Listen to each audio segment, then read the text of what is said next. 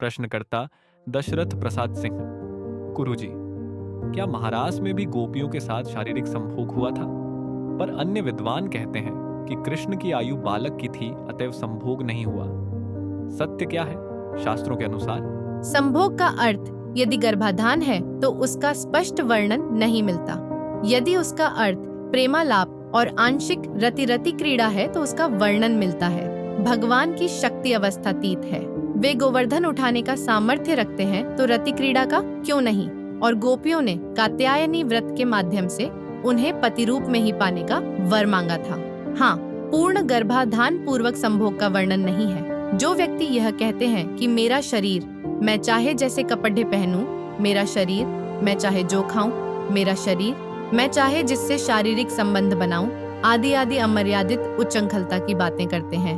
हमें इसका अधिकार चाहिए, हम ये नहीं मानते, वो नहीं मानते, आदि आदि कहते हैं। यही व्यक्ति हमारे शास्त्रों में वर्णित कथानकों में आपत्ति करते हुए कहते हैं कि राम ने ऐसा क्यों किया, कृष्ण ने ऐसा क्यों किया।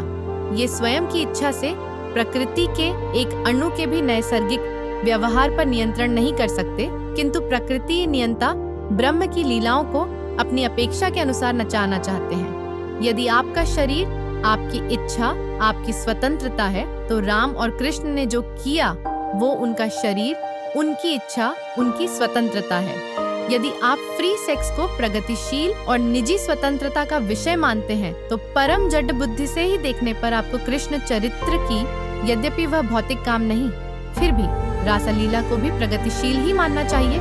उस पर आक्षेप करने का कोई अधिकार नहीं। जो कर्मबद्ध लोग जीवन में उच्छृंखल और अनुशासनहीन हैं, वे कर्मातीत ईश्वरीय लीलाओं पर उपहास करते हैं, जबकि जो कर्मबद्ध लोग जीवन में शास्त्रोचित अनुशासन का पालन करते हैं, वे कर्मातीत ईश्वरीय लीलाओं को ब्रह्म का लोक वैभव समझकर नमन करते हैं। आधुनिक भौतिकवादियों को अपने लिए सभी प्रकार की अनुशासनहीनता चाहिए, किंतु ये चाहते हैं कि हमारे आराध्य इनकी अपेक्षाओं के अनुसार चले।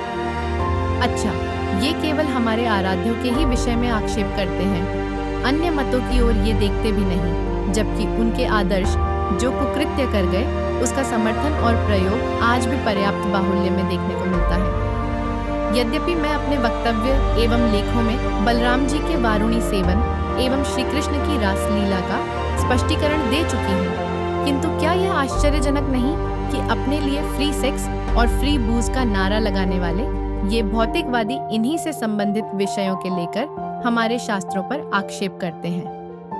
फ्री पोर्न का समर्थन करने वाले किस मुंह से कहते हैं कि पुराणों में अश्लीलता है? जो जीवन में शास्त्राचार से रहित हैं, अश्रद्धा और असूया से ग्रस्त हैं, वे ईश्वरीय कृत्यों को तत्वतः वैसे ही नहीं समझ सकते जैसे कोई व्यक्ति पैदल चलकर समुद्र के पार नहीं जा सकता। निग्रहाचार्य श्री भगवतानंद गुरु